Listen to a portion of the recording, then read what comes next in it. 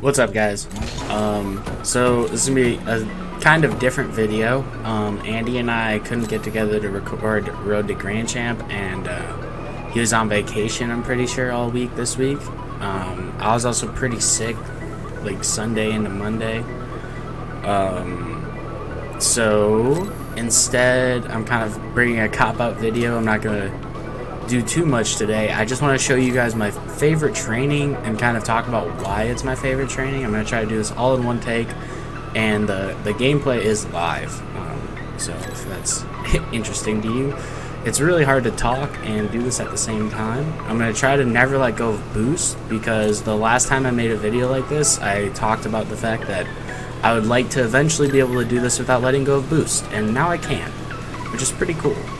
But effectively, the point of this training is to get yourself familiar with the direction you want to turn your analog stick, no matter what direction your car is.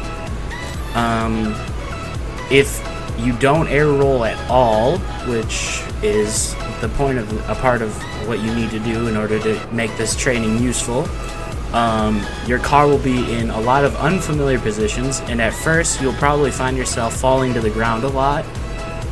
Which is okay. You just want to land on the ground and jump back up and just keep trying until you get better. But eventually you'll be able to do something like this, where you just fly around this figure 8 and never let go of boost, and you never really make a mistake on which way you turn your analog stick. And what that means is that you don't have to think about how to turn your car in order to make it move the direction you want it to move. And that's very important, because in a lot of mechanics, you need to be going as fast as possible at a high level, and you can't just do it in the most familiar way possible for you. And if that's the case, then turning straight to the ball instead of air rolling into like this nice familiar position you understand is much more efficient, because you don't need to take the time to spin your car around. And so yeah, that's basically the gist of it. I was gonna try to do this all in one take, and I think I got all the information I wanted to talk about for this training in one take. I know this is kind of a short video. I have gotten to the point with this training where I'm trying to do it while air rolling and never letting go of air roll. It's a lot harder. I just tried recording this, but I hit the wrong hotkey on my recording software stuff. I don't know why I thought it was a different button, but it was. And for the first time, I managed to go through the whole route while air rolling the whole time. So that's pretty cool. I guess the progression for me for this training is going to be to learn how to do it without letting go of air roll, and then maybe eventually learning to do it without letting go of air roll or boost, which would be really crazy, but would insinuate I have a lot of understanding over my car and control over my car in the air, which is the whole point of this training. A lot of people probably are going to find it really boring and be mad at me for bringing this up, and it's the third time I've brought it up in like the year and a half that I've had a YouTube channel. But the other times I wasn't nearly as good at it, and like I said, I remember making a comment about wanting to do it without letting go of boost, and now I know I can do it without letting go of boost for like upwards of 5 minutes, which is pretty impressive. The only other thing I'd like to say about this specific training is that I've always used it as a way to meditate. I did it pretty much every day for a long time, just trying to get better and trying to get myself in the right frame of mind for that day. Just, you know, be happy and try to keep myself in good spirits, and if something's bothering me, try not to think about it. But if it keeps coming up, try to address it as quickly as possible, and then move on to trying not to think about anything. Like meditation is a very powerful act that we have, and not a lot of people use it.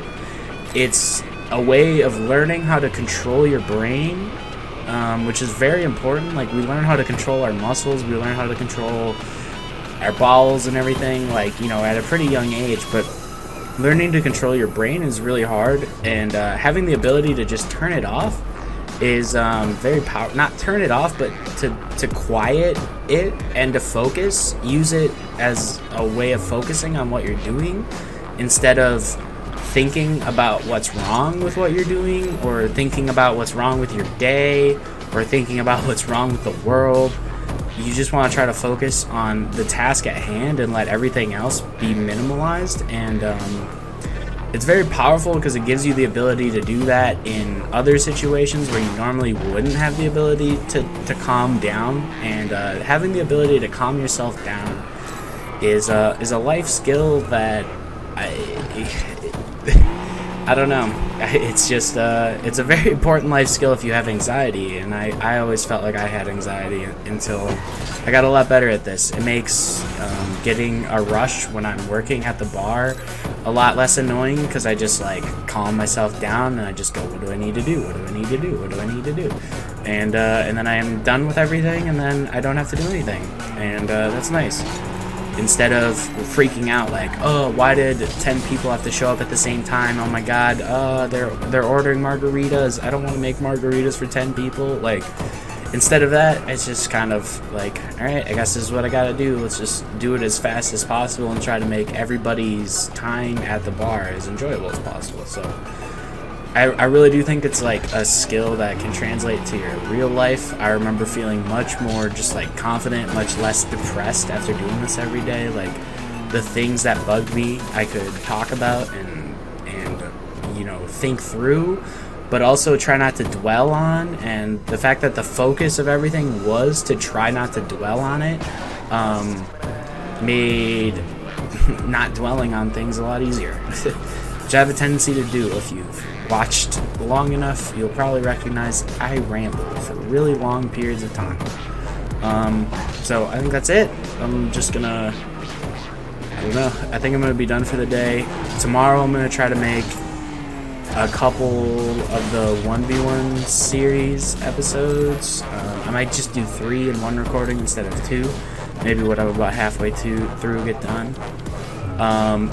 I did stream once last week, like really late at night.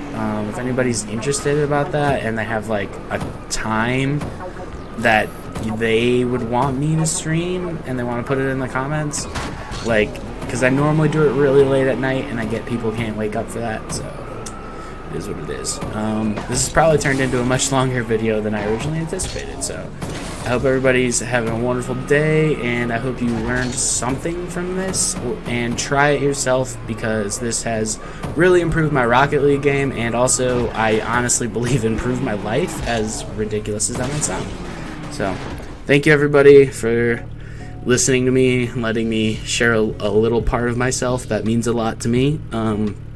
I hope you try to adopt it and that it means something to you, but if history has showed me anything with most of the people I show this, maybe it probably won't. But if you're interested enough to click to like Google stuff on YouTube and try to find helpful hints and stuff, maybe you'll enjoy this. So thank you so much. Have a wonderful day. Peace.